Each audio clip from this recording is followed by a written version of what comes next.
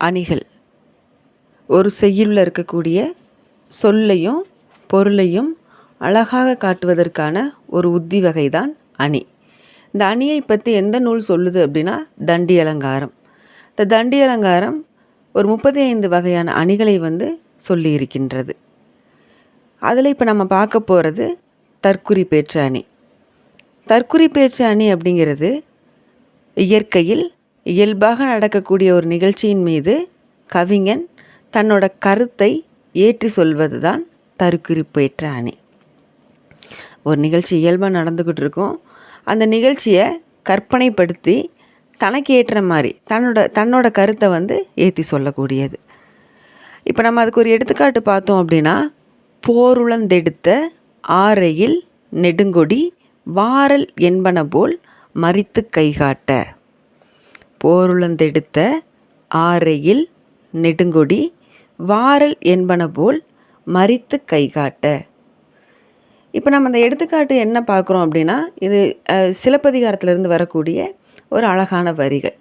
வேறு ஒன்றும் இல்லை, கண்ணகியும் கோவலனும் மதுரைக்குள்ளே வர்றாங்க. தன்னோட பொருளை எல்லாம் இழந்துட்டாங்க. கோவலன் கண்ணகியை விட்டுட்டு மாதவி கிட்ட போய் அத்தனை பொருளையும் இழந்தாச்சுது. மறுபடி கண்ணகியை தேடி வீட்டுக்கு வர்றான். தன்னோட கணவனோட வருகைக்காக ஒவ்வொரு நாளும் கண்ணகி காத்துக்கிட்டு இருக்கா.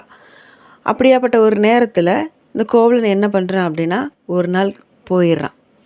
மாதவியை விட்டுட்டு போயிட்டு கண்ணகி இருந்த இடத்துக்கு போயிடுறான். போயிட்டு அங்கே வாசப்படியில் நிற்கிறான்.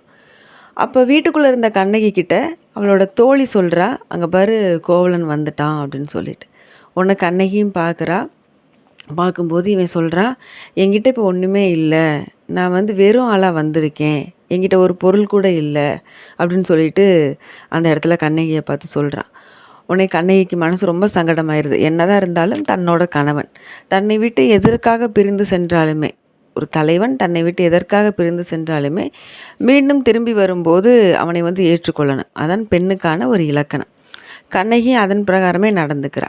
பரத்தையின் காரணமாக பிரிந்து போனான், தன்னை விட்டுட்டு இன்னொரு பெண் காரணமாக தான் தன்னை விட்டு பிரிஞ்சு போனான் அப்படின்ற அந்த இது கூட இல்லாமல் மறுபடி கோவலனை ஏற்றுக்கிறா. அப்போ சொல்கிறா, கவலைப்படாதீங்க, என்னோட காலில் சிலம்பு இருக்குது, அதை நான் கழட்டி தரேன், அதை நம்ம நீங்கள் விற்று நம்ம அதை வச்சு வியாபாரம் பண்ணி நம்ம பொழைச்சிக்கலாம் அப்படின்னு சொல்லிட்டு கண்ணகி சொல்கிறா. இவனும் சரின்றான். அப்போ தன்னோட கால் சிலம்பில் ஒன்றை கழட்டி தர மாதிரி இருக்குது. அப்போ வர்றாங்க மதுரைக்குள்ளே, இந்த விஷயத்துக்காக வர்றாங்க. சரி நீ போயிட்டு நம்ம மதுரைக்குள்ளே போய் பொழைச்சிக்கலாம் அப்படிங்கிற மாதிரி அவங்க வரும்போது, எப்படினாலுமே திருட்டு பழி சுமக்கப்பட்டு கோவலன் இறந்து விடுவான் அப்படிங்கிறது ஊழ் வினை, முன் ஜென்மத்து வினை.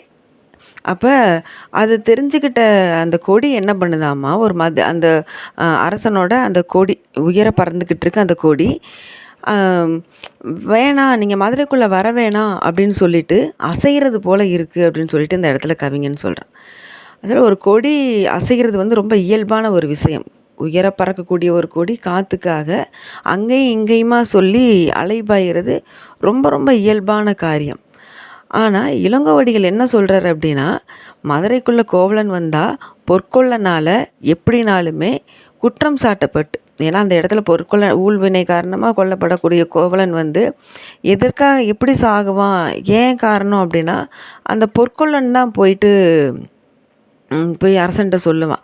அரசே அரசியாரோட அந்த சிலம்பை எடுத்தவனை நான் கண்டுபிடிச்சிட்டேன், நீங்கள் வாங்க அப்படின்னு சொல்லிட்டு அவன் தான் போய் சொல்லி கூட்டிகிட்டு வர்ற மாதிரி அந்த இடத்துல இருக்கும். ஏன்னா அந்த அரசியோட சிலம்பை எடுத்தவன் பொற்கொள்ளன் தான்.